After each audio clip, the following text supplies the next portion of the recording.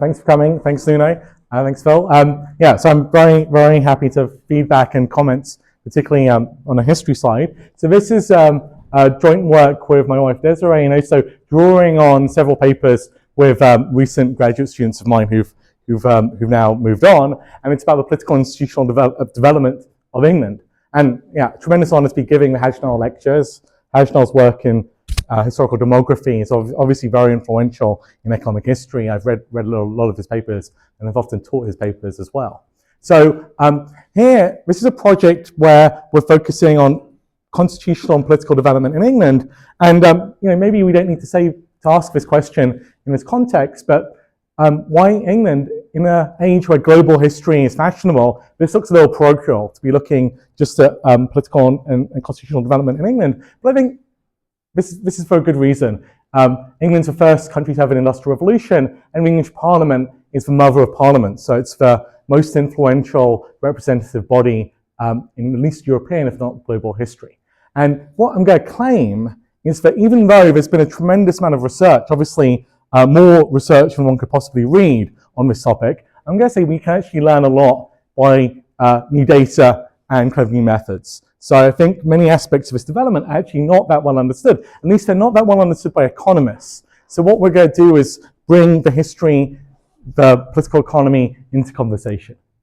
And so to kind of make that concrete, the canonical story in economic history and in political economy is that of North and Weingast. So it's a story about constitutional constraints being imposed by Parliament, culminating in the Glorious Revolution at the end of the 17th century, where a constitutional monarchy is thought to have been established. Basically, James II is deposed, and he's replaced by William and Mary, and then there's a Bill of Rights, and Parliament becomes dominant, and England is thereafter a constitutional monarchy as opposed to an absolutist monarchy. And this is kind of sanctified in the work of Acemoglu and Robinson. So it's recent Nobel Prize winners, extremely influential work. But many of us know that many of the details of the story are actually wrong. So Nuno has a paper where he talks about how continental absolutism was largely an aspiration. There's not that much difference between the power of the monarchs in, say, Spain or England until at least the late 17th century. There are a lot of similarities. There are assemblies and representative institutions all across Europe. So Poland has a more restrictive or constrained parliamentary system than does England. And if there's a divergence between England's institutions and those on the continent, it's only really in the late 17th century or mid to late 17th century onwards. And so what we're doing in this project is basically revisiting this very well-trodden topic using kind of like some formal models, which I won't have in today's talk, but also new data.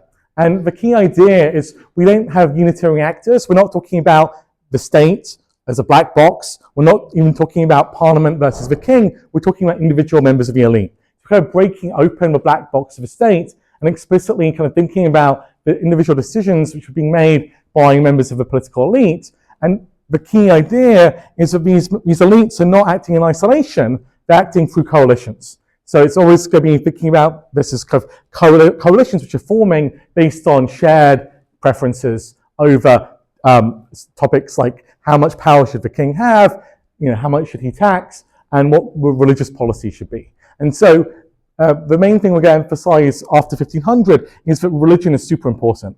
So this is not news to any historian. So every historian of the 17th century England will emphasize that basically the main thing they care about is actually religious policy. That's what's driving a lot of these conflicts, but it's totally absent, or almost totally absent in the canonical kind of economic history, political economy accounts of these developments. And we're putting religion at the center of it in this work. And so basically, I'm going to have three parts to this talk. The first part will be about Magna Carta and the origins of Parliament. The second part will be about the Reformation. And then the third part will be about the lead up to the Glorious Revolution. And the key idea is in the first part, you have a armed aristocracy, and they're going to be kind of like in tension with the king about this issue of how much kind of fiscal or constitutional power the king should have. And then after the Reformation, you're going to have an additional dimension to the conflict where religious preferences are going to matter as well. So these two are papers. So they're working papers on my websites. They're working papers on my website for Magna Carta and Rents and Reformation. These are fully fleshed out papers. We have actually models in them, and we have kind of econometrics in them. I'm going to give you an overview, a very short overview of each, but there's a lot more in the papers than I'm going to be able to show you. I'm just going to show you like the key results, but then this work is kind of ongoing. So there's a lot here which is just work in progress, and which we need to flesh out more, and we need to have a little bit more data on as well. So Magna Carta.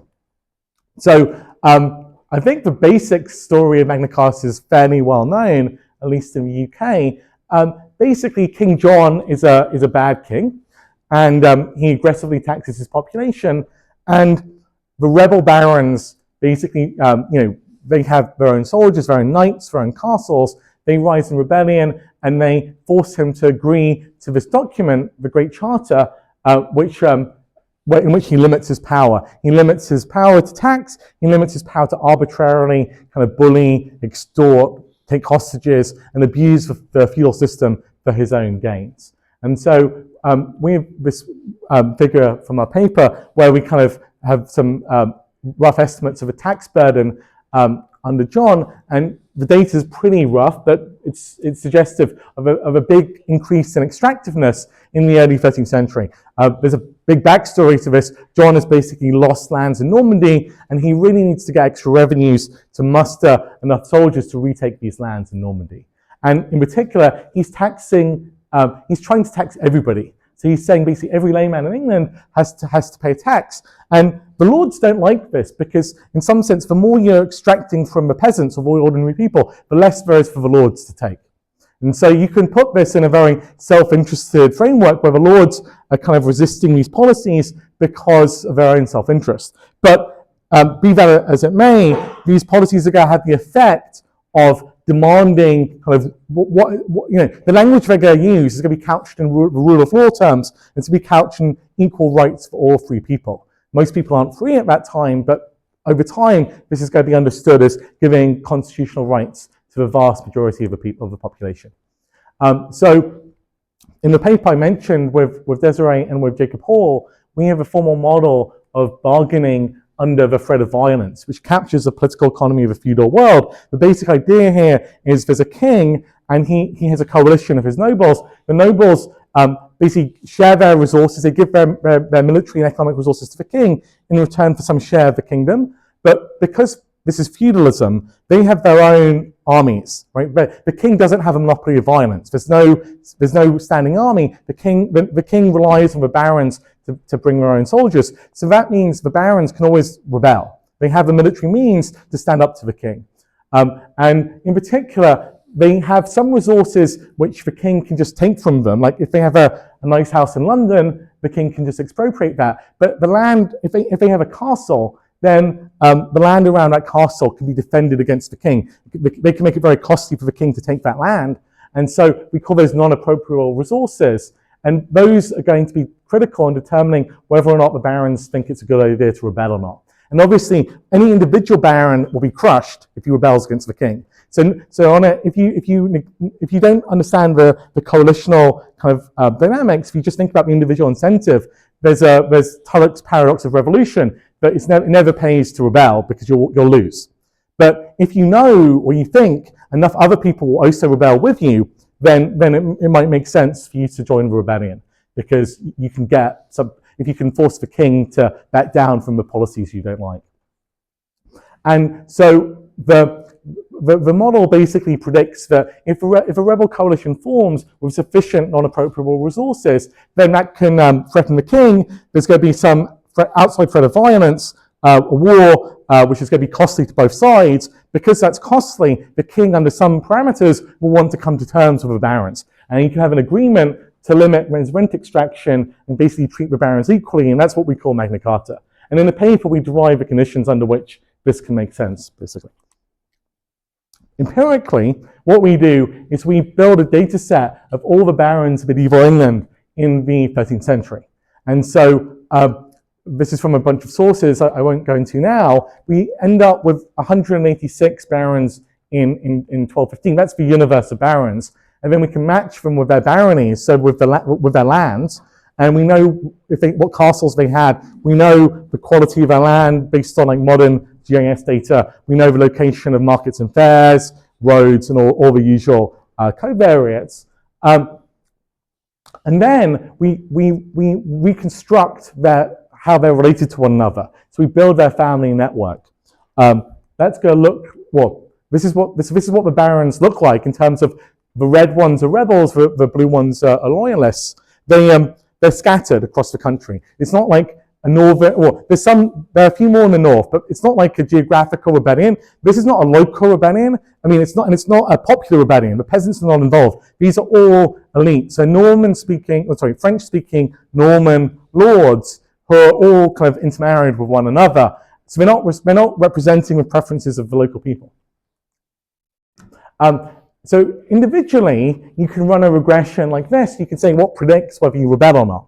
And you find things like, if John's like screwing you over, and so John is very lecherous. So, if that's in the biographies we've collected, this kind of information, these are all predictors. But so these will all make sense. But the power of these to explain who rebels is actually very small. They matter, but they only matter a little bit, because it's not an individual decision. It's a collective decision. It's a decision you make in conjunction with other people in your family network, we argue, and it's about the coalition, basically.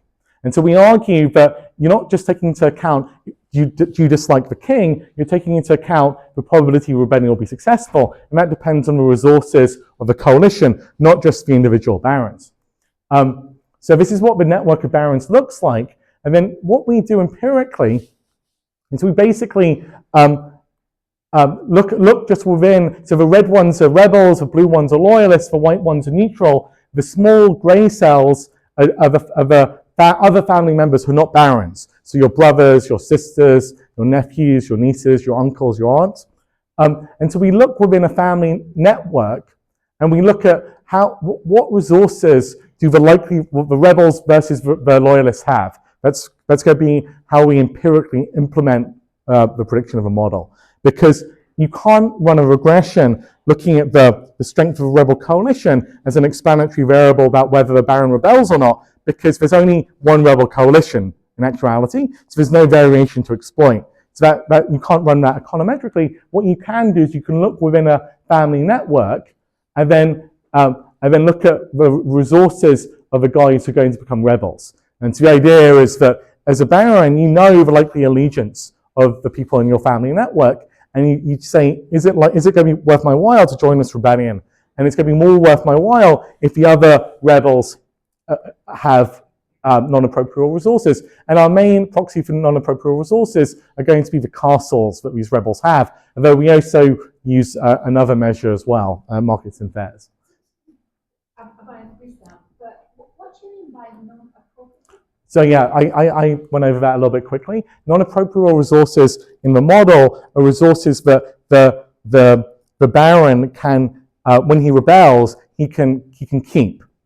And as opposed to he loses some of his resources when he rebels. He loses, like saying, like some of his land will be lost, but the land defended by his castle, that's going to be the empirical implementation, is going to be what we call non-appropriate. The king, it's difficult or it's costly for the king to appropriate that resource. And so the castles are going to be critical because they allow the rebels to defend their territory, their lands. That's our key measure of non-appropriable resources. And so this is, I deliberately, in the interest of time, and because this is an overview, I'm not showing you any regression tables. I'm just showing you, this is just one illustration of some of the regression results. So this is the number of castles amongst the rebels, amongst your family members, conditional on the baseline controls, and this is the probability of opposing John, just as a linear probability model. There are tables in the paper. There's also a lot more on identification. So the castles are potentially endogenous. you'll notice. And so we do some work to try and instrument those castles based on the distribution of castles in previous generations and in 100 years earlier. And so we have that in the paper, but I'm just showing you the kind of baseline illustrative result. So in 1215, it didn't matter about 100 years before. These are just castles in England, or would it include 100 years before in Normandy? So just ones in England. So yeah. So I don't have the maps here because they're in the main paper slides. So we have a map of the castles, and so we don't know that we could map. We know if they have lands in Normandy. So those are known, but we don't know. We're not using those. Yeah. So it's just for lands in England, and whether or not you had lands in Normandy is one thing we've used to see if that predicts whether or not you rebel, but it actually is not significant. We think because some of the barons who had a lot of lands in Normandy, they want to stick with John because they want to get the land back. So they're willing to go along with his policies. Others are annoyed at him because he lost Normandy, so they rebel. So it's not unidirectional. So there's a lot more I should add in the paper. I could show you some more stuff here. I guess maybe I'll show you briefly the IV. If any of you have asked questions about it. So we have this. We're concerned about this non-random distribution of castles. We argue that actually castles were often built where previous fortifications were built. So they're built like where the Anglo-Saxons had forts, or they're castles close to the Welsh border, Welsh marches, or border of Scotland. So these are reasons for orthogonal to your decision to rebel against John, arguably. And then we as an IV we use these castles the grandfather had or the father had, and that works quite well. But I need to return to yeah.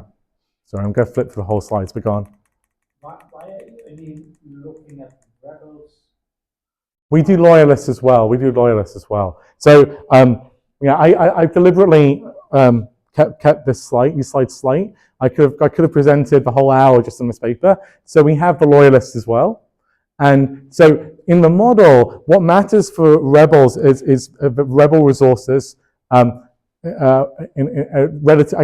to the king's resources. But the king's resources in a model, it's not just the non-appropriable, it's all his resources. But we can control for the loyalist castles as well. We can look at them and having the reverse sign. So we've got many specifications. It's not, but this is a kind of a stripped down version of it.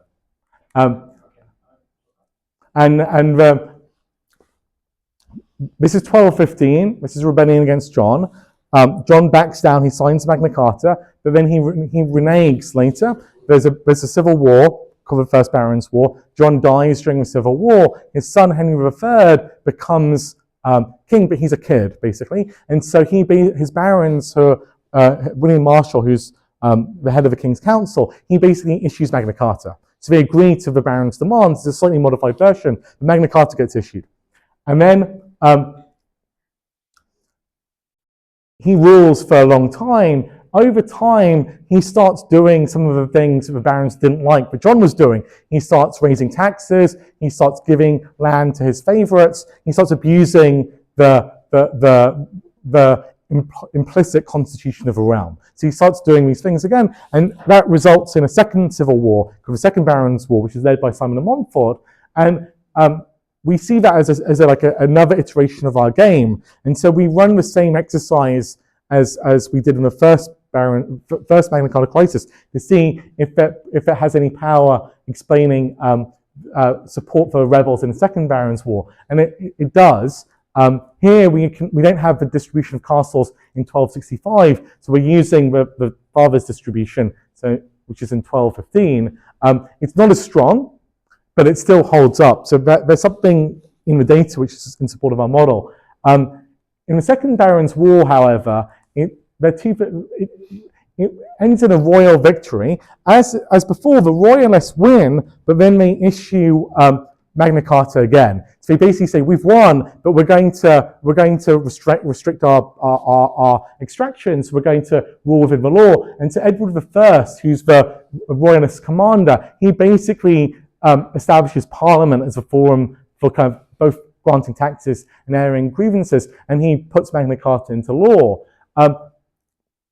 Note that these conflicts are always about basically this fiscal constitutional dimension. Those are the core disagreements. There's no disagreements about, say, religion. Yeah, everybody has the same religion, and in general, the king can normally buy off selected rebels. So what happens here is the royalists are able to bid away Gilbert the Red, who's one of the rebel barons, away from Simon de Montfort, who's the rebel leader. And Simon de Montfort is actually extracting too much rents for himself. And so that's how they're able to win. So you have a simple kind of just two dimensions over which people kind of disagree: taxes and how powerful the king should be. But this obviously is obviously a critical foundation for the rise of Parliament and England's political development, but it's not unique. There are similar arrangements in other countries and other parts of Europe. And this is the idea, but actually I should have said this first. It's not showing up very well. It's a bad, low quality picture. This is De Legibus, which is a legal code attributed to Henry Bracton. It's basically the idea is the king is a superior god and also the law, and basically the barons can like chide the king if he breaks the law. And so this is called the noble bridle. So if a king is without a bridle, that is without law, they should put the bridle on him. So it legitimizes basically a violent rebellion if the king is sufficiently extractive. This is not unique to England. Similar things are happening in other European countries, but it is unique to this point in Western European history. So there isn't something like this under the Roman Empire. There's not something like this in China. There's not something like this in the Middle East, as far as I'm aware. Okay, so now we're going to the second part of this three-part presentation, the Reformation. And so throughout the Middle Ages, basically you have the same kind of story. There are tensions between kings and the barons, the armed nobility, the military elite. And but mostly kings rule with the nobility and with parliament. And if a king is very unpopular or behaves very badly, they get violently deposed. And so in some sense, this noble bridle, this check of violent rebellion by a group of nobles, that remains in place, is operative. The noble bridle works. And partly perhaps as a consequence, fiscal capacity, taxes remain fairly low, and most kings have to govern constitutionally, or at least in consultation with the elites, basically. This changes in the Tudor period. So it changes with Henry VII and Henry VIII. The military revolution means there's more need to raise taxes. The nobles basically lose their military power. When you have gunpowder weapons, the castles are not useful anymore. They fall into disrepair. It's too expensive to raise an army, so the nobles basically become disarmed effectively. And Magna Carta falls into abeyance. It's not mentioned in the 16th century. No one's using Magna Carta to kind of oppose Henry VIII's policies. The last kind of rebellions are easily defeated. And so a lot of things are happening in this period. Parliament's becoming more important. But the key thing for our perspective is that religion is becoming an area of dispute. Right? People disagree about religion now because there's a Reformation, there are extreme Protestants, there are people who are still Catholic, and there are people in the middle. And so the paper I'll now talk about just for 15 minutes is a paper called Rents and Reformation with Marcus Scherer, and that looks at the dissolution of the monasteries. And the basic idea here, it's kind of a very simple thesis, which has been kind of neglected in a recent scholarship, as far as we can tell, which is that the dissolution of monasteries generates huge amounts of rents, which are then distributed to the gentry, to a rising class of landowners, who then have a material incentive to buy into the Reformation. So they're going to lose out if England returns to Catholicism. So that drives a lot of the political economy of England for the next kind of 150 years. And so the guy who does this is Thomas Cromwell, famous from Wolf Hall. The monasteries, together with the church, the monasteries own between a quarter and a third of land in England. So the monastery is incredibly rich. no other Protestant country like Sweden, they don't have as rich or well-endowed monasteries as England does, and they dissolved in just 4 years. And it's pretty shock. It's a pretty sharp shock because it's not anticipated. It was not kind of essential to the Reformation indeed, and it was not popular. It generates rebellions, but it receives elite buy-in because the land is sold. Cromwell initially wants the land to permanently go to the king. So the plan is this land augments the king's crown revenue, in which case Henry VIII could have made himself an absolute monarch because he would have basically had, he would have doubled the royal domain, and that would have given him the fiscal resources to basically rule without parliament, pretty much. But because he's at war with France and he's a spendthrift, the land is just sold kind of at market price, sometimes even below, to a rising class of landowners, often called the gentry. And the famous nice paper by Neander Heldring and Jim Robinson associates that with later economic development. But we're going to focus on the political economy of this. And so these are the monasteries, but this is the green dots are where there's monastic parishes with at least some monastic land. And so basically, it's widely scattered across England. Now, this generates a dilemma for Queen Mary when she wants to restore Catholicism. So Mary wants to restore Catholicism, but there are no monks.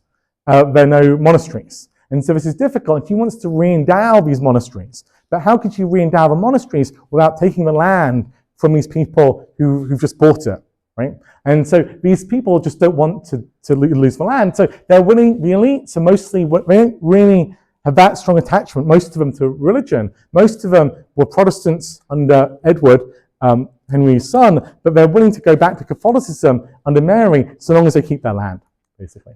And so this is kind of, this is just a quote. Original Pole, he realizes this problem. He tells the Pope, look, they're not going, they want to return to Catholicism, but they'll shelve it until they get the full reassurance of the land is in lay hands. But what this means, and there's a little detail about this, basically the Pope says, at first they say, we cannot agree to the permanent alienation of church lands. Like, I can't agree to it. But then they say, okay, we'll do it, because it's the only way England will return to Catholicism. But then when the Pope dies, and another Pope comes in, and he's like, no, I don't like this deal.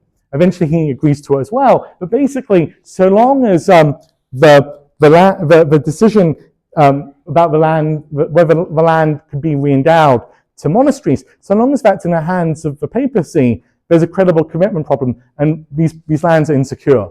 So basically, your property rights are not secure. And this is actually, we have a quote in the paper where Parliament is saying, look, we want security of property rights. And as far as I know, this is the first expression in English history of property rights being a concern, that they want the credible commitment over property rights.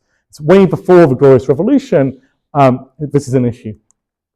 And so what we can do is we have data on actually I skipped the data slide somehow, but basically we have data on all the MPs in these parliaments in 1553 and 1555, and we have lists about MPs who are known to be opponents of Mary, or supporters of what's called true religion, which means supporters of Protestantism.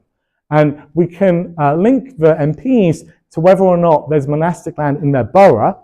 That's what we do in this first regression. So basically, if you represent a particular parliamentary borough, we count how many parishes in that borough are former monasteries. The idea being that even if you didn't benefit from the monastic lands yourself, you're going to be kind of indebted or responsive to the demands of the local landlords who benefited from this redistribution of land.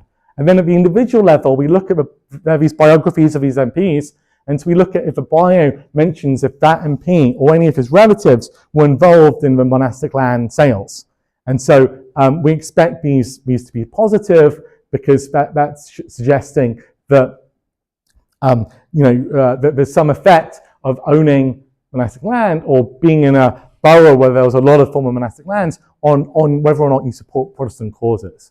Now, that's like one of the, we can't, this is not like a, this is descriptive regression, it's not a causal regression, but we can show a lot of evidence that kind of suggests that this could be causal, at least some suggestive evidence. So for example, there's no relationship between the distribution of monastic lands and the number of Protestants recorded in that locality before the dissolution of the monasteries. And so this is, again, in a paper there, real regression tables with lots of other stuff. This is just the baseline bin scatter plot showing you that at the borough level, the more monastic lands in your borough, the more likely you are to be a supporter of Protestantism in 1553. Okay, so I'm going to continue the story now, looking into the 17th century. The first thing I'm going to show you is that this distribution of monastic lands is still determinative, it still matters as we go into the 17th century. So I'm skipping a lot of other results we have in the paper about, we have some results on the number of Catholics, and we have a lot more robustness checks, obviously. So I'm going to go back to that slide. So basically, we're going to fast forward to the late 17th century. So what's happening in the late 17th century? After the Civil War, Charles has become king. He's sympathetic to Catholicism, but he's nominally a member of the Church of England. He doesn't have a legitimate heir. So he has many bastard children, he has many mistresses, but he has no legitimate child. And so the throne is going to pass to his brother, the Duke of York, James II. James II converts to Catholicism in the late 1660s. And people fear that he wants to return England to Catholicism. And so this is going to generate the problem of exclusion, the exclusion crisis. MPs are going to want to restrain the king's power over who can succeed him. They're going to want to pass a law saying the throne cannot pass to a Catholic. And so what we did to look at the role monastic lands are playing in this is we coded all the information about all of the people who were MPs between 1660 and 1690. And so we collected a lot of other information on this. And we kind of can show that there's this strong relationship between how much monastic lands are in your borough and how much you support excluding the Catholic James II from the throne. And the cool thing about this is, I don't have this here, but if you look at our paper, there's a lot of anecdotal evidence about this as well. So we looked at parliamentary speeches, and people are saying, I'm an abbey landed man, and because I own abbey lands, it's not in my interest to support James II, or I'm going to vote to exclude him. And Titus Oates, who's this anti-Catholic agitator who sparks a conspiracy called the Popish Plot, which results in the execution of many Catholics, he basically says, look, for our beliefs, they'll burn us, but worse, they'll take our land and they'll put monks on them, basically. So this regression is actually consistent with the anecdotal evidence we have, that this is kind of a driver. And so why does this matter? Well, let's go back to kind of how I framed this topic at the beginning. As I mentioned, conventional accounts in economics and political economy just totally neglect religion. So religion is not mentioned as a factor. It's a factor in some superficial sense. People know that James is Catholic, but they don't link the religious conflict to the political economy in a deep way. What we argue, or we're trying to argue, and this is going to be more speculative, is that previously you just have this two-dimensional conflict about the taxes and the constitution. Now you're adding religion to it. And the added dimension of religion, we think, is making it very difficult for the crown to buy off opposition, because some people have very binary preferences. So this happens in the exclusion crisis. Shaftesbury is the leader of the Whigs. He's pushing for exclusion, and James II basically Charles II imprisons him at first, and then he basically brings him into court and says, "What do you want? Like, what can I give you to make you drop this thing? Like, what lands do you want? What offices do you want? What positions do you want?" And he basically rejects the offer. And so the fact that some people have very strong preferences over religion, and these are kind of discontinuous, they're not smooth preferences, means it's difficult for the crown to basically buy off opposition, and so it's generating this ongoing conflict. And but similarly, before the rise of stable political parties, it's difficult for the opposition to permanently check the king. And so what we're doing now, and this is much more speculative, is we're looking at the role of political parties which form during the exclusion crisis as mediators of this conflict. And so the Whig Party and the Tories are forming during the exclusion crisis. The Whigs form to exclude James II, and the Whigs basically are mostly, the main driver of their affiliation is actually religion. So this just shows the Whigs basically all vote for exclusion, and very few non-Whigs vote for exclusion. The Whigs also, what's predictive of being a Whig is your religious affiliation. And so this fails, exclusion fails, largely because Charles II rallies support from Anglican Tories. So the Tories support the Church of England, they also support the power of the monarchy. And so they don't like Catholicism either, but they think the king is the king, and therefore the king should be able to choose his successor. And they think that excluding a Catholic from the line of succession is an imposition on the authority and power of the king to choose his own successors.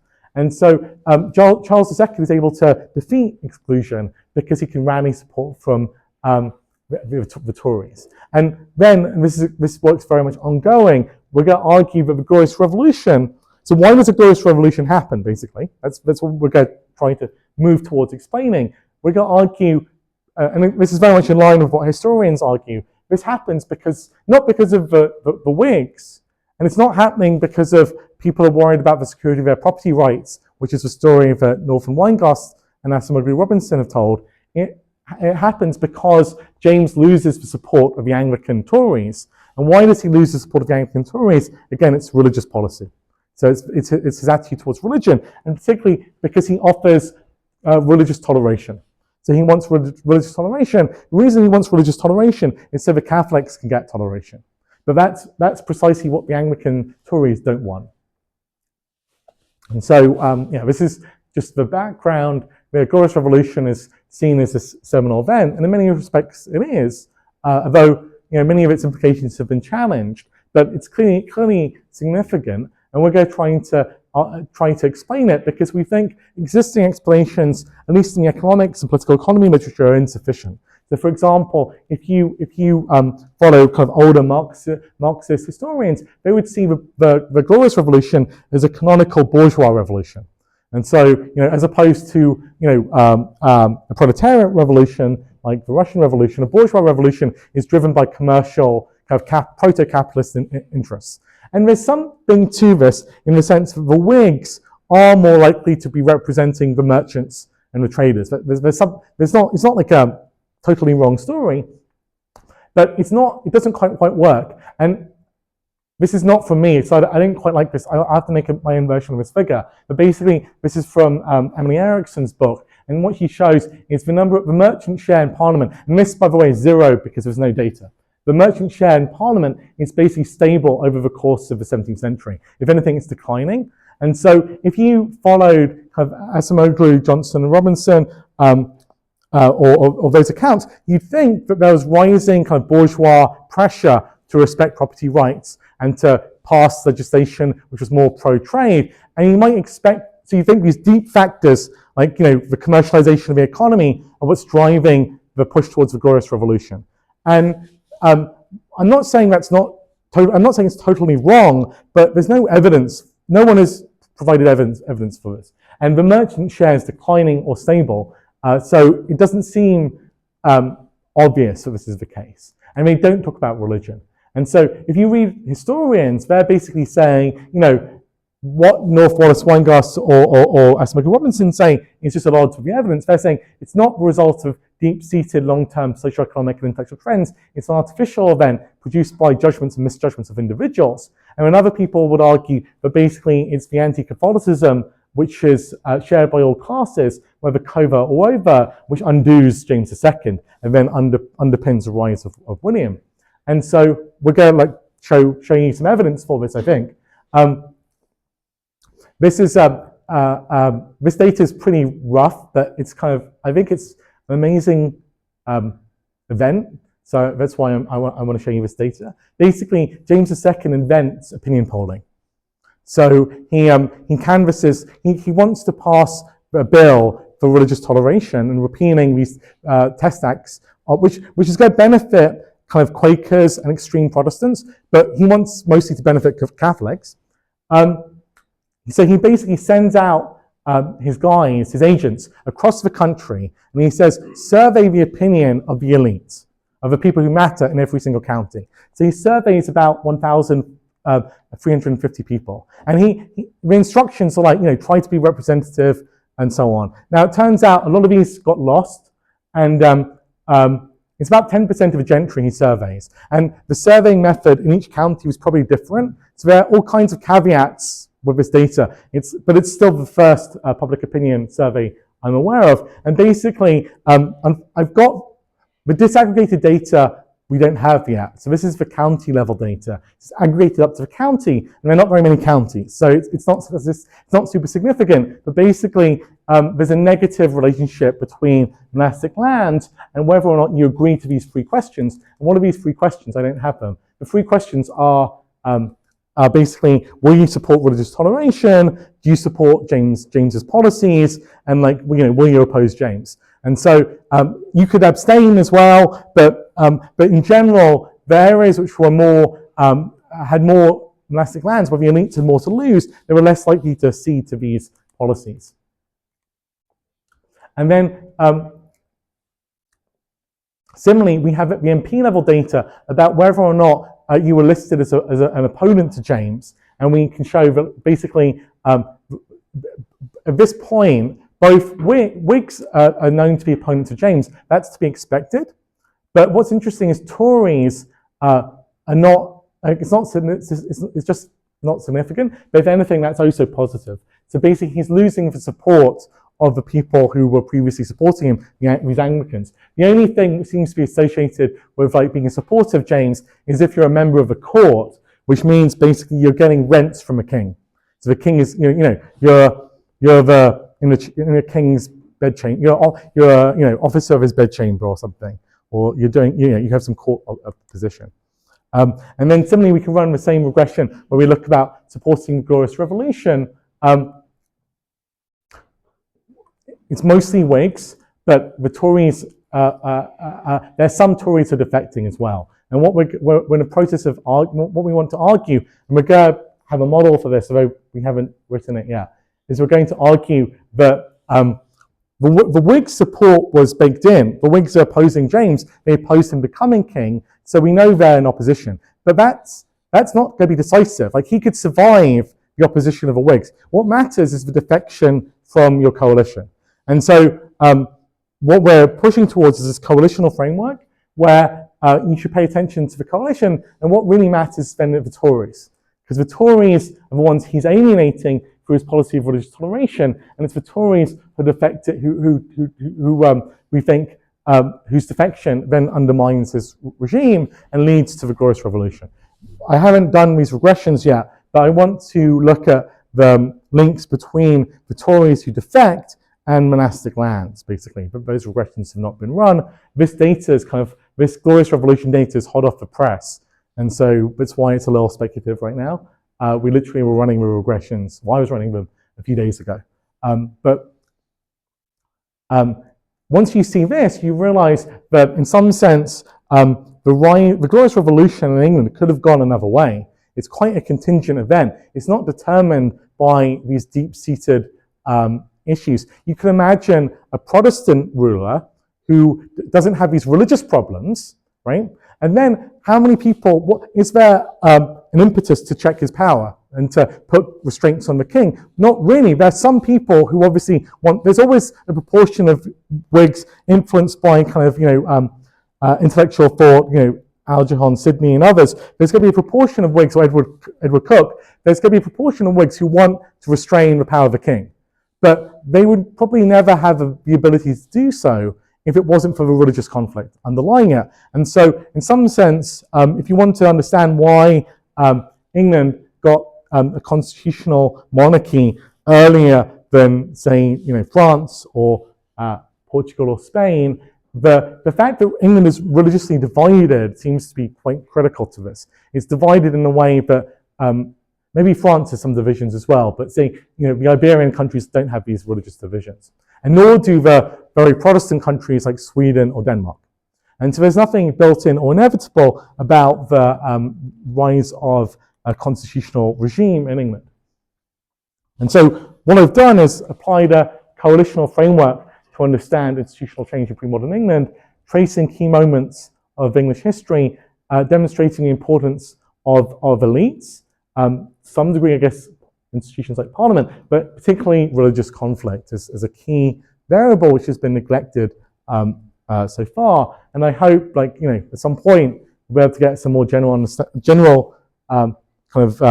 understanding of how institutional change happens from this kind of detailed, long-run historical case study.